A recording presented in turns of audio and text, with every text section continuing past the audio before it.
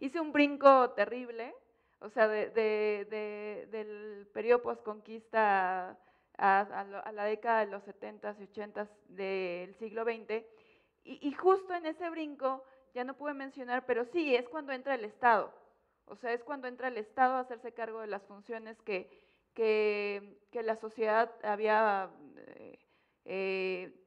actuado, o sea, las órdenes religiosas, la asistencia privada, y que justo empieza con la beneficencia pública que crea Benito Juárez, y que digamos, tal vez un primer punto de corte justo es la ley esta que mencioné, la ley que se crea en 1999, donde el Estado legitima este inicio a delegar funciones, ¿no? Pero sí, yo creo que ver esta otra parte creo que es muy pertinente. Igual, respecto a lo que decía el doctor Carlos Barba, coincido que tal vez pueda ser replanteado en función de ver cómo el Estado jamás ha asumido esta función de cuidado y que ahora existe una nueva como tendencia o se reintensifica, ¿no? Esta como desidentificación del problema y vuelve de pronto muy primigeniamente a la sociedad. Y por último, la aproximación empírica que me comentaban, sí, digamos, un poco es una investigación en curso, aún los referentes empíricos son iniciales, se tomaron las acciones del Sistema Nacional DIF central en relación a las casas cuna, asilos de adultos mayores, y en guarderías solamente tres vertientes, estancias infantiles, guarderías del IMSS y del ISSSTE, no se tomaron en cuenta otro perfil, y también estaría interesante ahondar más en los servicios que dan las organizaciones en el marco de otros programas federales, porque con toda la diversidad de convenios de colaboración es complicado homologar. En estos primeros referentes me parecía muy claro esta identificación del servicio en personas que se transfieren, incluso la tutoría de las personas se transfiere a la organización, por eso de ahí que se tomaran estos estudios.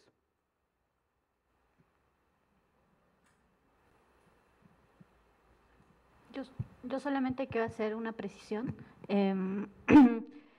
Los diagnósticos nos han mostrado como hallazgos duales, ¿no? O sea, no encontramos como una idealización del tejido social, sino encontramos aspectos positivos y negativos, y en lo que hay que trabajar es en rescatar y en construir estas relaciones basadas en los aspectos positivos, ¿no? Es algo en lo que nosotros basamos nuestro trabajo, y me gustó mucho lo que dijo el doctor Olvera, hay que construir tejido social, ¿no? Construirlo a partir de estos aspectos positivos, que es lo que nosotros queremos ir rescatando, nada más.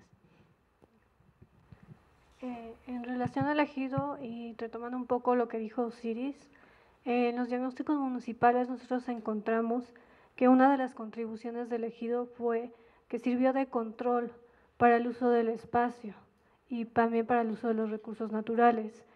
Con la reforma del artículo 27 constitucional se dé paso a las empresas inmobiliarias que generan un desarrollo urbano que segrega y que no genera identidad.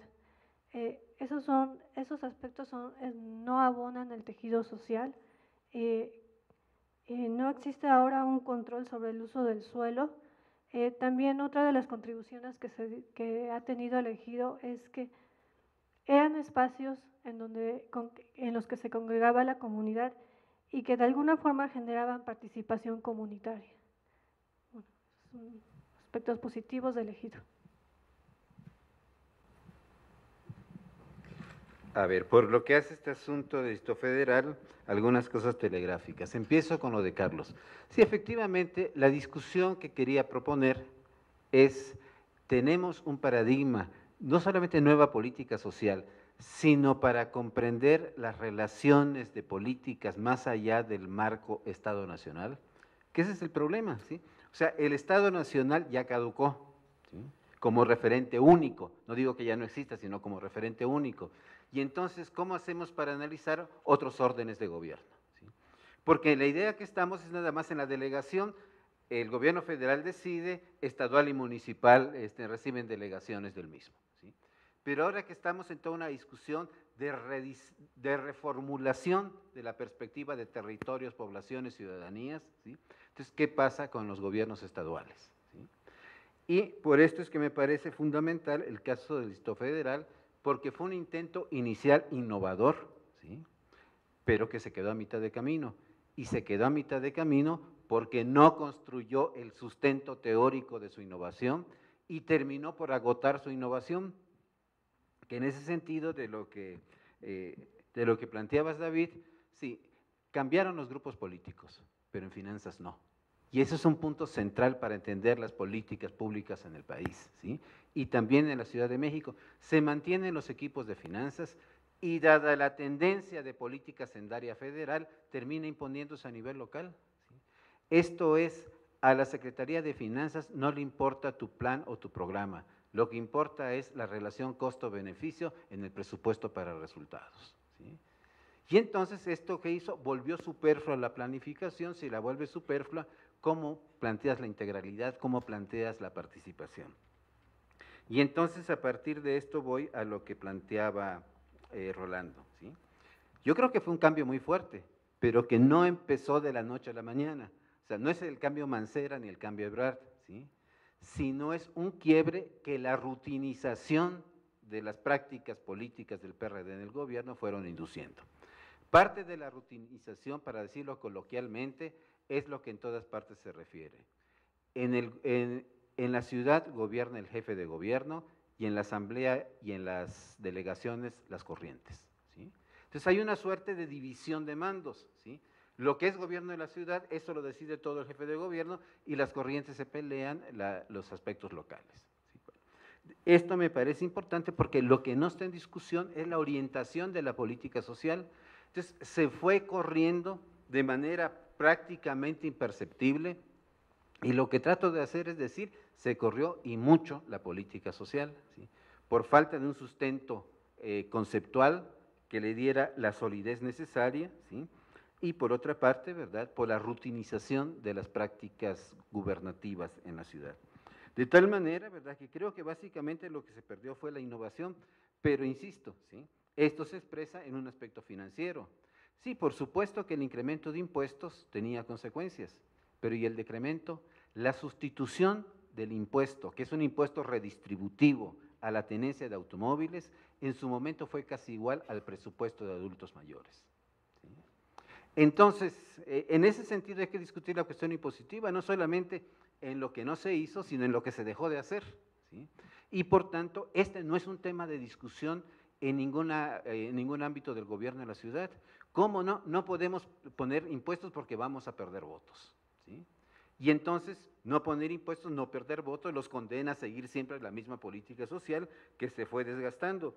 Se discutió en la asamblea. Básicamente fue una discusión que creo que diversas personas le propusimos en directo a los asambleístas, algunas personas lo retomaron, fueron acalladas por el gobierno central, ya en la etapa actual, ¿sí? O sea, se inhibió el proceso de discusión, ¿sí? Pero por otra parte también, para los asambleístas, predominaba el criterio costo-beneficio político. Un ejemplo muy sencillo, y con esto termino y me paso a dos cositas. Un ejemplo muy sencillo, ¿sí? El tema de adultos mayores, ¿sí? La posibilidad no era solamente universalizar o focalizar, sino también está la posibilidad de diferenciar. ¿Qué es lo que pasa si las transferencias a adultos mayores se hacen solo a aquellos que no tengan cobertura de seguridad social vía ISSSTE o seguro? Con los mismos recursos se podía duplicar la pensión y dejarla al nivel de lo que prescribe la Constitución. Los asambleístas decían, qué maravilla, pero no la podemos discutir porque es peligroso políticamente. Y entonces, en el fondo, ¿por qué? Porque no hay una sociedad que les exija discutirlo. Quiero terminar nada más con dos cosas muy específicas de otras participaciones. En lo de Tania, yo me preguntaría, ¿la categoría de organización de la sociedad civil no ya es demasiado grande como para poder ser estudiada empíricamente?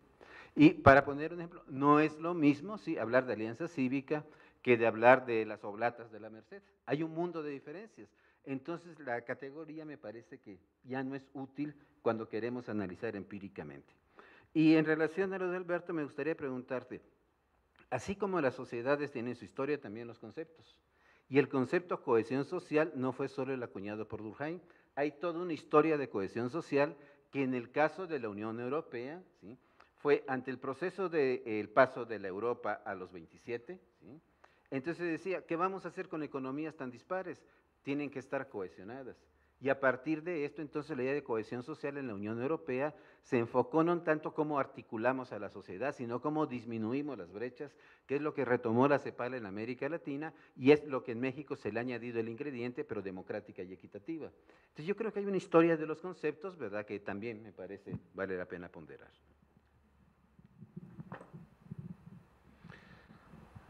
Rápidamente respondo a las preguntas de Carlos Barba. Sí, la hipermovilización que caracteriza a una sociedad desestructurada desde el punto de vista organizacional no conduce a políticas públicas, pero señala un problema fundamental, que es la incapacidad del Estado de responder a las necesidades al nivel de las exigencias sociales. En otras palabras, señala el déficit de Estado. Déficit de Estado no quiere decir que antes hubiera más Estado, no lo había, era peor todavía, simplemente que ya no hay el Estado suficiente al nivel de la exigencia de la sociedad. Y por tanto la hipermovilización está marcando un problema que trasciende la política social, o sea, no hay suficiente Estado en ninguna área, vamos, en los campos muy diversos en que se requiere la acción estructurada del Estado. Y esto se expresa, por ejemplo, en parte de lo de Brasil, ¿no? Tú valoras mucho la política social en Brasil, que está mucho mejor que la mexicana, sin duda alguna, y sin embargo ha quedado rebasada por las expectativas, necesidades y demás, ¿no? La clase gobernante ya no se conecta con las nuevas necesidades sociales, con la emergencia de otra nueva composición de la sociedad civil que es distinta a la que le tocó a ellos presidir, gobernar, articular políticamente, y tú tienes ese problema. En México es mucho peor todavía, digamos, hay un vacío de intermediación, un vacío de representación, y por tanto, esta especie de hiperconflictividad multiplicada en el territorio, lo que te señala es eso, múltiples focos de conflictos con múltiples necesidades que señalan múltiples déficits estatales. Hay límites, digamos, a eso, momentos de desesperación realmente, en donde el Estado entonces canaliza los recursos. Por ejemplo, una de las razones por las cuales los estados son tan desastrosos, administradores públicos, en esta fase de nuestra precarísima transición a la democracia, es precisamente porque no pueden planificar nada, porque tienen que responder a cada conflicto, ¿sí? En Veracruz es lo que hizo el gobernador Fidel Herrera, es lo que hacen todos los gobernadores sin la forma tan brutal que él usaba, que era jalar dinero en las bolsas del saco y con el secretario, ¿no? Conflicto que se le presenta, conflicto que se resuelve monetariamente ahí, en cash.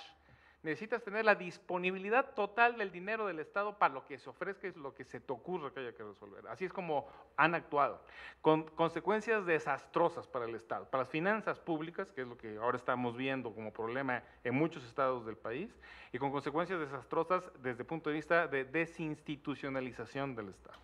Bueno, eso es en lo que se refiere a la hipermovilización. Sobre la cuestión de la cohesión social coincido, o sea, es un concepto normativo, lo que estás diciendo es un concepto normativo. No, porque finalmente lo que hace la Unión Europea es decir, vamos a unificarnos sobre un plan, sobre un proyecto, sobre un gran proyecto civilizador europeo. Vamos a cerrar las brechas. Por eso es un proyecto, eso es un proyecto político, pues. Un proyecto político es cerrar brechas, establecer, homogeneizar las condiciones de existencia de la ciudadanía. No, sí, es integral. Vamos, pero es un proyecto político, no es un concepto, no es un concepto analítico. Y yo creo que eso tenemos que diferenciar las cosas, ¿no? Dentro de lo que es un proyecto político y lo que es un concepto analítico. Entonces, y cuando usamos un proyecto político como concepto analítico, nos equivocamos. A eso es lo que me estoy refiriendo. Prevengo nada más. No digo que no sea útil, es muy útil. Es extraordinariamente útil, señala un horizonte, es un proyecto, para eso sirven los proyectos. Lo que es deseable, lo que debemos de construir, los cimientos de la convivencia social moderna, democrática, un Estado de Derecho están ahí. Pero eso no quiere decir que con eso analicemos, a menos que sea contrafactual, lo que no tenemos y debemos de tener. Que es útil, insisto, pero no analiza las cosas. Ahora, la parte más durkheimiana, ¿no? La parte del tejido social, que es una alusión durkheimiana, no es Durkheim, pero es una alusión, tiene también un problema, insisto, que es el problema de Durkheim, ¿no? Pensar que esa sociedad se articula simplemente en base a ciertos criterios culturales y órdenes establecidos, fijos, que se pueden analizar como hechos sociales, bla, bla, bla, ya saben ustedes. Entonces, tenemos que pensar más bien no en lo establecido e institucionalizado, sino en los procesos de cambio y cómo se recrean o reformulan, en todo caso, estas redes, estas relaciones sociales y estas redes de convivencia. Por ejemplo, esta nueva fase de la sociedad, lo que tenemos ahora son otras formas de articulación que no pasan por las viejas formas de articulación, de los movimientos juveniles articulados vía redes sociales, desde los movimientos urbanos, sobre todo de clases medias, articulados también por redes sociales y por otras vías informales, las respuestas inmediatas a nivel de población, que es una convocatoria inmediata, utilizando una combinatoria de métodos modernos y tradicionales. Tenemos otras formas, digamos, de articulación de la acción colectiva, de creación de identidades múltiples, mucho más diversificadas que antes, y tenemos que dar respuesta a eso, tenemos que reconocer la existencia de esta otra forma de la sociabilidad y de lo social. Ahora, finalmente, para la intervención, no sé, cuando nos planteamos desde la perspectiva de la intervención, ¿qué vamos a hacer? ¿Qué proponemos al Estado y qué hacemos con él? Entonces, decimos, construimos lo social, vamos a tratar de construir buenas prácticas, de construir buenas instituciones, pero ¿saben qué nos hemos dado cuenta en toda América Latina? Porque es un discurso, ya tiene muchos años en América Latina, esta idea de la intervención, ¿no? De la reconstrucción del tejido social, tiene muchos años, se ha practicado y con ese discurso se han hecho cosas en Colombia, en Brasil, en Argentina, en fin, hay mucha experiencia acumulada. Lo que se han dado cuenta es que construir lo social implica simultáneamente construir el Estado. No se puede construir lo social solo, se tiene que construir con el Estado. O sea, no podemos construir las buenas costumbres y la relación unos con los otros, está muy bien, pero eso tiene que traducirse en una nueva forma de relación con el Estado y un Estado responsivo, un Estado que reacciona. Entonces yo creo que aquí el reto es comprender eso. O sea, y lo que hemos hecho en esas políticas de prevención de la violencia ha sido precisamente bastante limitado, porque se ha acompañado, ha sido un proyecto como de reconstrucción de lo social sin reconstruir el Estado, aunque se reconozca en el análisis, en el diagnóstico que hay que reconstruir el Estado. Pero no lo hacemos, o el Estado no lo hace, no le interesa al Estado reconstruirse o no puede hacerlo, ¿sí? Entonces, en esa falencia resulta que el proyecto de reconstrucción de lo social pues, fracasa también o se queda montado de una sola pata y se vuelve absolutamente inestable, ¿no? Y muchos de estos proyectos, no solo en México, sino en América Latina, no funcionan. Entonces, yo creo que tenemos que entender esa simultaneidad de construcción, ¿no? De lo social y de lo estatal.